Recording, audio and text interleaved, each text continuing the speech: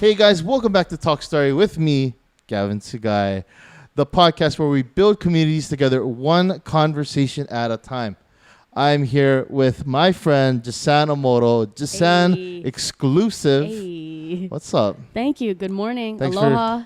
Thanks for coming on my podcast. Yeah. Shouts out, guys. What's up? So Jehzan is a hip hop artist. She's also an entrepreneur. She's also an educator. But let's get into why you became a hip hop artist. I want to start off with that. Yeah. So like I've been giving this a lot of thought because it's the end of the new year, so I'm like revamping press kits, websites, all that media type of stuff. Just trying to be like more and more professional with it. And I think it kind of was like ever since I was a kid, like growing up. I was born in the early 90s. I'm Filipino. I'm from Hawaii, so That speaks to me completely. Like, 90s Filipino. I think we talked about it during our first meeting. Like our, uncles are DJs. My dad, like, he can still like break dance a little bit. Like, it's kind of crazy. That might be a Filipino thing because my cousins did that too. And there's actually this one rapper. His name is Dumbfounded. He's a Korean American rapper. But I watch his podcast a lot, and he kind of said like. Filipinos, even in like LA and the Bay, we're like importers of culture because we go around. I don't know how it happens, but like I was always into hip hop. Like I grew up in a private school setting, Christian setting, so it wasn't like it wasn't really popular at that time when I was growing up. But in my family, it was. We do karaoke. Like I said, my uncles, like I still have uncles who do like DJs just for parties and stuff. So yeah, I think ever since I was a kid, I loved doing it. And because I was too young, my cousins never let me do like the dancing performances with them and stuff when they were dancing to like, I don't know, NSYNC and all that. NSYNC. But then I always knew that I would kill it. Like when I was a kid, I'd be like, man, I would kill it on here. But then I just didn't know how, And then through sports and through academics and stuff, that's kind of the path I took. And then in high school, when I was a junior, going into my senior year, I went to this spoken word poetry like camp, basically. And it was hosted at UC Berkeley, and we stayed there for about a month. Nice. And it was super cool. And then that was my first time like putting like words to like, ethnic studies, racism, politics, like learning about all that kind of stuff, like in like a very like highly political area, like the Bay Area is like woke, quote unquote, so coming back home, and that kind of sparked my thing into spoken word. And I was like, wow, there's like a whole scene of like people who are creative and smart and like trying to like think forward or push messages out. And that was kind of like the little inception in there. And then I came home. This was like the summer 2009, and then I started recording like my poems. I wasn't even like on beat yet. Like I was like, I would tell my cousin like, oh, just get me the beat to like this beat and this song, and then I would just like spit poems over like rap and R&B instrumentals. And then from there it just continued, and I was like, hey, I love poetry and stuff, but like rapping is like where the fun is at. So that's where I went. Wow. Yeah. Long journey though. Yeah, it's been like, it's about to be 2020, so literally over a decade already of like spitting and writing and stuff. And it's deeply rooted in a lot of your culture as well as your family as well. I think your family roots really drive some of who you are today and what you're doing. Definitely. Speaking of culture, you actually recently did a tour in the Philippines, which is dope. I love that. Bro, I can't even believe it. It's kind of weird. Tell us that experience. Yeah, so I can't believe it's actually been almost a year because I went in February of this year. And so it's December already. So literally 2 months from now, it's going to be a year already. So it's crazy. Like, it still feels fresh, but still kind of far away at the same time. But anyways, so I was in February. I was in Davao City, Philippines, which is the kind of like the eastern capital of the Mindanao region, which is like the southern region. Actually, most of my family and like most like Filipinos in Hawaii, most of the time are from Ilocos, which is the northern part, in Luzon. But my father and his family was actually like born and like lived and worked in Davao City. So we're Ilocano by like ethnicity, but my grandparents on my dad's side and my father and his siblings were like mostly born in Davao. So it's kind of like going back. We don't really have family there. So it literally was kind of just, I think I want to go there. Yeah. And but long story short, one of my good friends from the military, she actually moved there right after graduating college here at UH just a couple years ago. So she was already there. She spoke the language, and she has a car, a house there, and it just kind of it just all worked out. And like as independent creatives, you know, and like trying to like be opportunity, you know, driven, it was just one of those things where like, hey, it all makes sense. All we had to do was like get the funding for it and then plan it and stuff. But I knew that I could do it. And I'm actually going to make a vlog. I keep saying this all year, but I'm finally gonna make a vlog on how I like booked everything. But really it was not rocket science. It was actually easier than most people think. Yeah, as far as booking and using technology and the internet to reach out to people. Yeah. How was I would say like the sleepless nights, like you're traveling pretty much the whole time? Yeah. So I mean, the tour was in Davao City. So we did 6 shows around the city, and then at the end, like the last week, we did a youth workshop. While I was there, I also connected with the homies at Gravity Studios. Shouts out Gravity Studios. I recorded an EP, Let's Talk Davao. And then also shouts out Erich Perez, because we actually filmed the music video. So we did shows, we did a workshop. Like, honestly, the reason why I wanted to do this and why I spent so much of 2018, and my girlfriend too, like spending so much 2018, like just preparing for it, is because I wanted to show myself that given the right tools and resources, and like kind of like the mindset and taking myself out of my like just Hawaii element, I knew that I can do this music thing full time. Like if I know what I want to do and I have like the funding and, you know, all that for it, I can do it. And like that's kind of why me and my girlfriend went to, is like to show ourselves that we can do it, and then show others that like they can do it. Possible, so yeah, right? It's totally possible. And like the Philippines is mad cheap. Like I'm not gonna lie, like it takes a lot to get there, but once you're there and you have like a decent amount of like, you know, resources in your pocket, you can do a lot as like an American citizen over there, you know. Like I'm not gonna lie. And yeah, it was just really cool. Like to this day, I'm still thinking about how I'm gonna go back, or if we might want to like live there for a period of time. And we could basically did, right? Like for a whole month. And we weren't staying like in hotels or anything. We were living like with my friend in her house, and she's actually situated like right in the middle of like the city. Like she's right near the Abriza Mall, and yeah, just a lot of cool places in Davao. It was just so fun, man. Like, honestly, Davao and Mindanao gets kind of like a bad rep because of like the warfare that goes on there, the crime and stuff. But honestly, like, it was honestly like dope. Like, I never really felt unsafe, and the people there were cool. Guys and girls were really cool. And it's a super young city. That's another thing that I try to tell people. Like, Hawaii and Honolulu were even like, you know, just by population, we have a more elderly population, right? So sometimes that can affect politics or business or culture and communication, right? But in Davao, like, it's a whole lot of young people. Like Tuesday night, the malls is lit. Like, I don't know, it was just so fun. Like just a lot of like social things to do, young people running it and working, and just hustling hard as well. Like they working super hard over there too. So yeah, it was just super inspiring. Yeah. Shout out to Davao, man. Yeah, Davao, Mindanao. And shout out to all my Ilocanos too. You know, I actually my first trip to the Philippines was in 2017, and I went to Ilocos Norte and Ilocos Sur. So yeah, Davao was kind of like part 2 of my Philippine journey. Of your journey. Yes, yes. Amazing. So let's talk about G a little bit, because you guys are very, you guys work very closely together, especially with your record label. Yeah, right? yeah. And tell us your relationship and how that translates into, you know, your career. Yeah. Well, I'm glad you asked that, because we actually make 7 years today. Right. It's actually our anniversary I was actually today. Gonna mention Word, that yo. So we went to the Bellator fight, Salute the Troops, last night, because I'm a U.S. Army veteran too. And then tonight we scored tickets at like a super discount rate. Shouts out Vet Tickets. I think that's the website. Helps out veterans and stuff like that. But anyways, Elimale McFarlane, like Hawaii's warrior, is gonna throw down tonight. So we're looking forward to that today. So celebrating with the homies and stuff. Yeah. But yeah, you know, honestly, we kind of like stumbled upon each other. Okay, so like just give some background, we're both 28 years old and we met when we were 21. Actually, I was 20 and she was 21. She's only like a couple months older than me.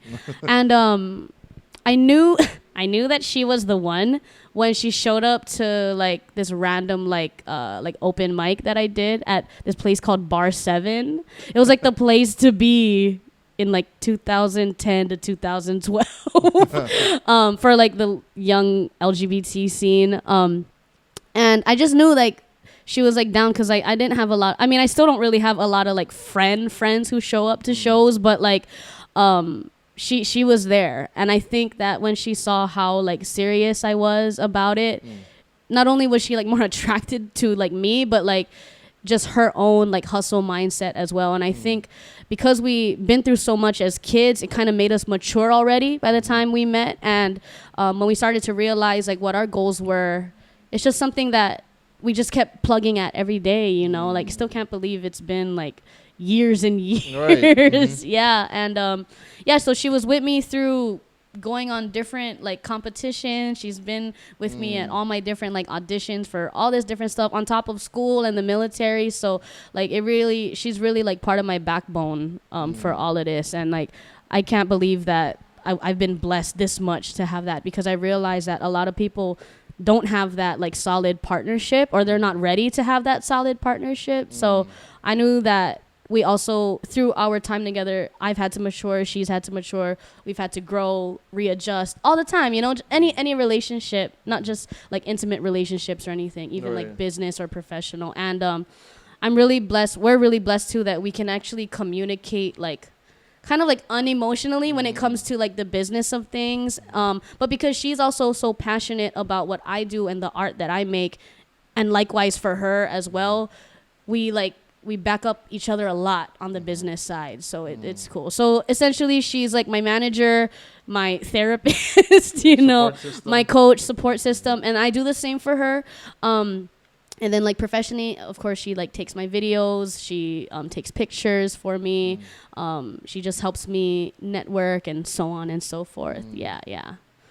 Oh, awesome. Yeah, man. Yeah, she's definitely a big part of your life. So another important woman that's a part of your life is your mom. Yeah, I'm so glad. Describe that relationship. Wow, this is dope. Shouts out to these questions, man. Yeah, so again, like I'm super blessed to like have grown up with like such strong women, and like the strongest woman I know, like I'm so lucky and blessed. Like it's my mom. Like a lot of people have like that cool auntie or that cool grandma or whatever, but my mom is that person. Like she's the cool auntie. She's not really a grandma. She's not a grandma. And then that lady is my mom, right? So she had me when she was 19 years old. My dad was also super young when they had me. And again, like early 90s, they were just young kids. And my mom had to step out of, you know, like traditional things back when I was a kid and when she was still young. And I watched her like go through that struggle, you know, and it's sometimes when I write music, it's positive and everything, but it comes from those like really tough periods, you know. And it's crazy because even though I feel like I went through it, my mom was like doing all the heavy lifting for all of that. And from when I was a kid all the way till now, like just as like a literal testimony, she's like gone from like minimum wage to 6 figures. She's a entrepreneur. Like people say I'm an entrepreneur, but like my mom is really an entrepreneur. Like she's working right now, you know. So she's a loan officer for Guild Mortgage. Plug. Her office is at Waikele. And she's been in the finance industry for maybe over 10 to 15 years already. And I watched her go to college. Like she used to take me to her HPU classes. So my mom really taught me that like with humility and hard work and focus and ambition, the tables always turn, because people always doubt, you know, even in families, even friends, like coworkers, you know, like the whole 9 yards, everyone always gonna doubt. In Hawaii too, like I feel like there's a lot of power plays in our community sometimes where you think that because you're someone's auntie or you're someone's mom, you think that you can treat someone a certain way, but tables turn. They put in their hustle, they put in their heart and stuff, and they build their life. and now you're unhappy and like we're thriving. You know, it's just life, right? Yeah, it's just karma. It's like the universe. And yeah, so like my music really, like when I talk about my childhood, it all comes from like the motivation and like mindset that my mom put into me. And so she encouraged me to like be in sports, to be in student government, to like excel in academics, because she wanted to when she was a kid, but she didn't really have that like positive reinforcement. And I really feel like that's why I lean so much and like have so much passion for being an educator too, especially for youth and young people, because a lot of young people like till this day like are living in households and families that do not give positive reinforcement or don't have like positive structure. And it doesn't matter if you have a dad or a mom or you're being raised by so and so, like it all depends on like what the adult chooses, because the kids can't control it. The adults have to choose it. And that's why I respect my mom so much, because I see a lot of different examples of parents who are not like that. You know, and it's not necessarily anyone's fault, but I feel like as adults it is your choice as far as how you want to run yourself and your household. So an adult, we're the role models for these next generations as well. Exactly. So we can complain all we want about the youth and the kids and all that, but it ultimately reflects on you, like as a leader, you know. And they're watching us constantly. Yeah. So I learned a lot from my mom. I still learn a lot from my mom. She's kind of like me and G's like angel mentor. Yeah, like we holler at her for anything. She knows like a lot of stuff. Like again, like people come to me about like social media and like the internet stuff, but she has been in it like before all it is. So she knows like marketing, she knows business, and she knows law and all that good stuff. So shouts out Jessica Ballonnet, loan officer for Guild Mortgage. She actually too, like she wants to become like a writer someday, and she also wants to do like something creative. But I think in her journey she's focused on like securing wealth at like the highest of levels as she can, because she is also, you know, getting older as well. So she wants to start navigating in different ways, and it's just super inspiring. And like I don't want it to get it twisted, because like she doesn't spoil me, you know what I mean? Like she gives me advice which is like very worthwhile, but it's not like she's like fully helping me in that way. Like I really respect that too, because she lets me like go through my journey too. And but I know that she would want to, but as like a mom, she wants to also let me learn. I feel like that's a lot of things that parents don't do. Like sometimes we cradle or we coddle our kids so they don't grow or they don't know their strength. My mom like has fully like taught me like, you have strength, use it. You know what I mean?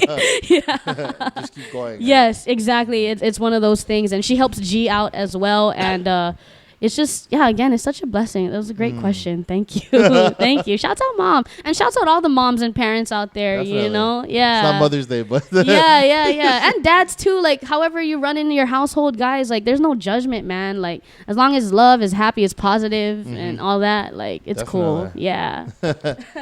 So you talked about being an educator. Tell us that experience, especially with investing your time in the younger generation and being able to tell about your life experience to them and encouraging them. Yeah.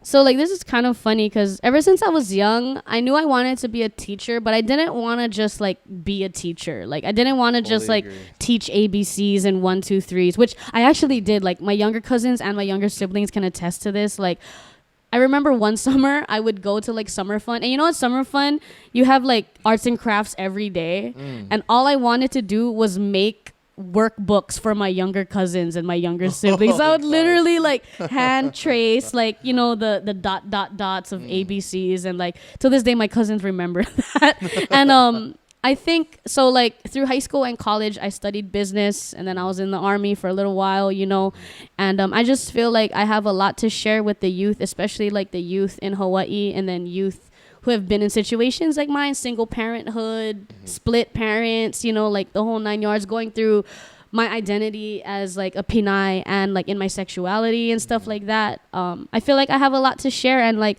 why not share it? Like, I have nothing to hide. I feel like a lot of, people who want to be mentors, they feel like they cannot because, like, they took a different path or they didn't do it exactly the right way. But I always tell my siblings and my cousins, like, I'm not a role model. I'm just a real model. Like, I'm just a real person that has gone through life and still navigating. And I still make mistakes. I still fall short in different things. But I feel like as long as you're transparent or willing to be transparent with the youth and your students, like, that's what it's about. And I always wanted to push like positive messages in my music and like hustle messages and like even go through deep storytelling sometimes, because I feel like that's how you build relationships with people. Like, forget like fans and like customer relationship management and all that. Like, it's just for like actual people. Like, these are people behind the screens. These are people, little people that are in schools and in organizations and stuff. So yeah, I just want to shout out. So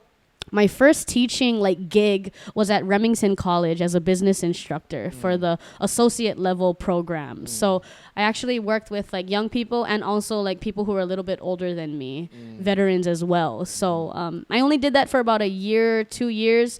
And yeah, that was like my first introduction into that. And then at the same time, I started working for After School All Stars Hawaii, which is also a dope company to work for like young people who are like just interested in being around kids or like want to have fun and teach anything like arts and crafts, basketball, archery, like whatever. Like that's a dope program too. And navigating through like the nonprofit sector now, I work full time at Palama Settlement as a youth specialist.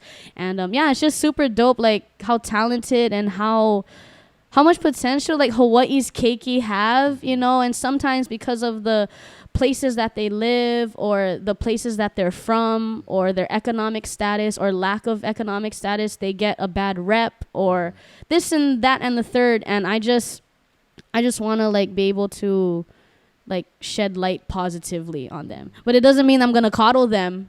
It doesn't mean that I'm not going to bring out like my military voice sometimes. You know what I'm saying? So that's where people sometimes like don't really see about me. Like, I'm all about positive and like, hustling and figuring out your dreams and chase the world, and all that.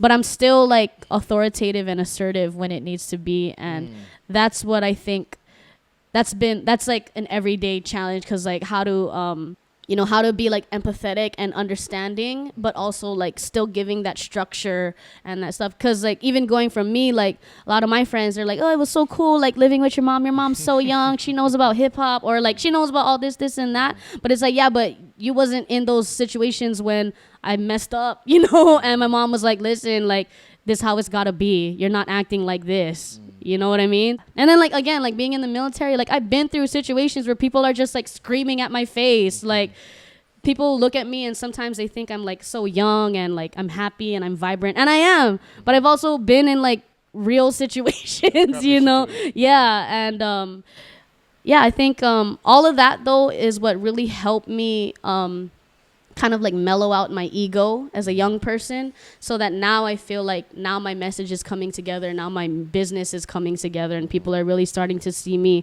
like mature as I get older, but also like as a person and stuff. So yeah, just shouts out all the kids, man, all around the way. And the youth workshop that I did in Davao, like that was super cool.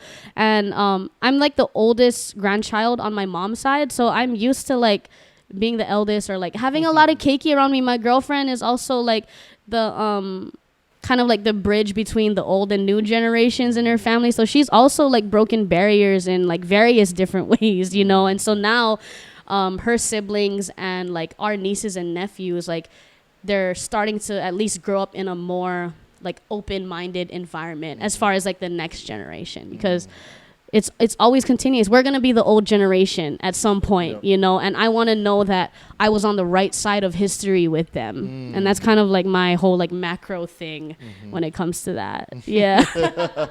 Oh, awesome. Yeah. All right, guys, we'll be right back. We're actually going to do a little freestyle game. Hey, thanks. Let's get it. Let's get it. We'll be right back, guys. All right, guys, we are back. So, Jehzan, I have a little game. I just wanted to try this out because something about, rappers, they talk about, or being MCs, you gotta be gotta be able to freestyle, right? Yes. And so I have some words in here. All right. I have 7 words in here, and we're gonna just pick 2 of them, but maybe do like a little bit of freestyle to them. And we're actually using your freestyle beat. Over here. Shouts out Cruz. This is the Ham Cipher or the Hawaii Cipher beat. He made this back in like January, and we've done it a couple times on different shows. But yeah, let's run it. I like it. It's a cool loop. Okay, I like it too. I listened to a little bit of it. All right, so you can pick one out. Okay. All right, so I'll just start off the beat, and then whenever you're ready, go. Cool. Hey.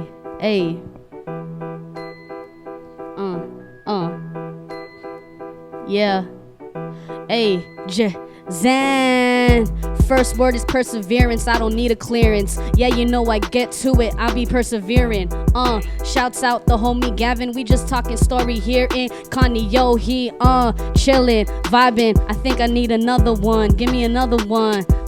What's up, son? We need some sunshine, cause it's raining out here. Winter nights in Honolulu. Next word is focus. I stay on it like a locust, flying through the motion. And they just going through the motion, but I'm about this realness. I step to it, I get through it, cause you know we the movement. We be vibing, we be riding all around the island, and you know I be styling and I'm wildin'. Can we get another one? Hey, we gonna let the beat breathe a little. Hey, okay. Hey, I love this word.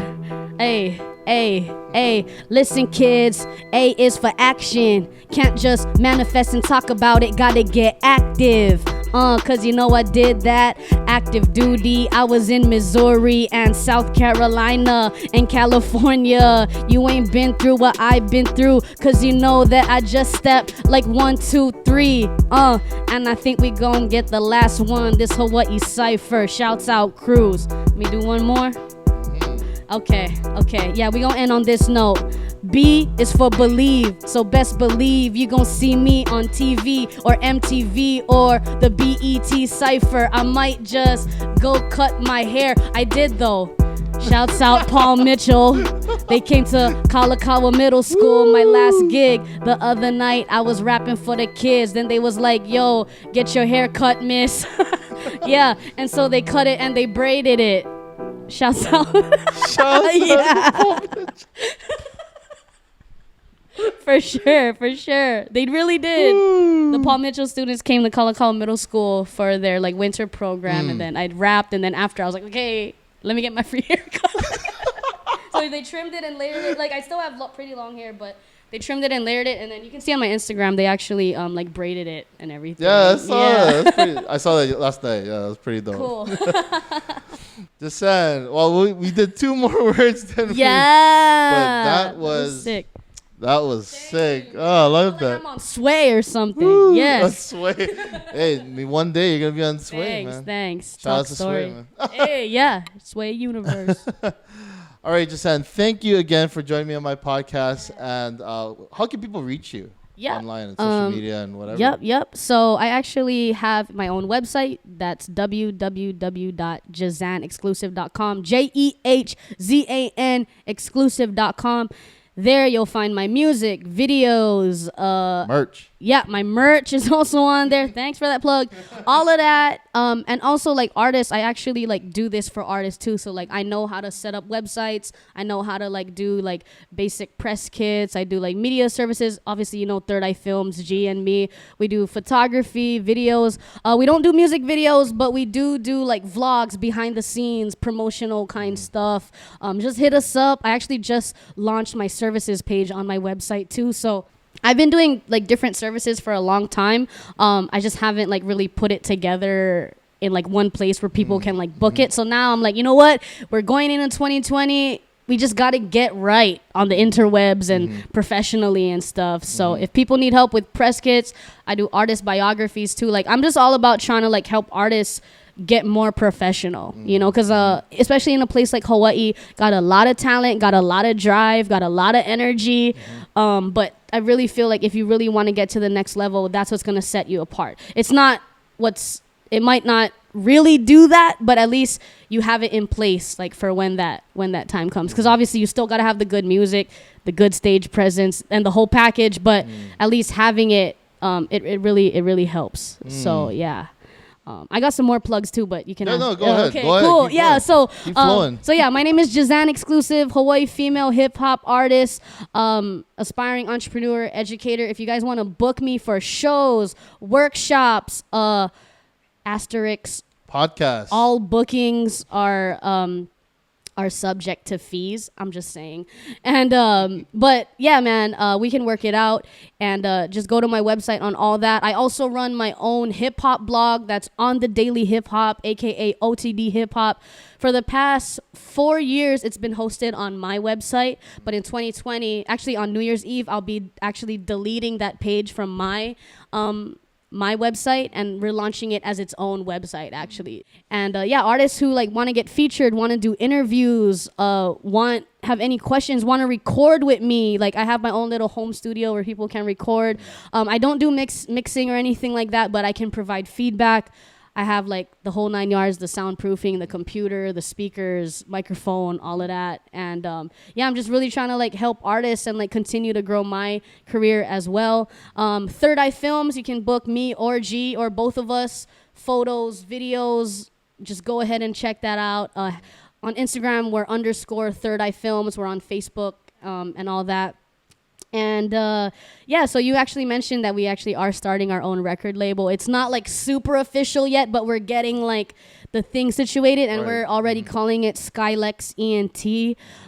It's my license plate. Maybe I shouldn't put that out there, but like it's the company car. You know what I mean? It takes us all over. Well, I mean, that's good. You know, you have it on your and it's the whole branding of it. SKYLEX comes from our Hanai Keiki that we've watched ever since they were kids. Skylar and Alexis, and then there's actually another little girl. Her name is Mia, but she wasn't born when we came up with SKYLEX. So that's why we call it SKYLEX, and it's just kind of like gonna be a positive like place for people to creatively come together to build businesses, or people can hire us to, I don't know, do social media campaigns for them, provide feedback for whatever they're doing. And I'm just trying to like help. I also like, you know, through college and the military and all that, I've done like a lot of networking and stuff, so I can help people get plugged in different areas. So I just want to do that. 2020, you know, I mean, I definitely want to travel and continue to build the brand and hustle and stuff. But I think next year I'm really going to focus on like doing more like shows on my own, like shows that I throw, shows that I actually, you know, put together and stuff like that. So stay tuned for all of that. That's gonna come soon, and gonna be in and out of Hawaii. And I'm just super stoked like for 2020 and everything that everyone is doing, what you're doing. Thank you for these platforms, and it's just so cool. Like again, like I told you before we started recording, like when you stay focused on your purpose, like shouts out Curtis King. He's another like he's a producer, but he also like is in the industry and helps like people with their social media and marketing and business. I just finished reading his book called The Prosperous Hip Hop Producer, and he said that a lot of times we run our lives through passion, which is good. There's nothing wrong with that. But through passion is sometimes it's emotionally driven, and you can start to do things because you're passionate. You know, you get into fights because you're passionate. You know what I mean? Sometimes you get so true. You know, you get into riots or other things like that because you're passionate. Not always, but sometimes that. But the thing that you should like run life by, and what I'm trying to like tell myself to focus on more, is your purpose.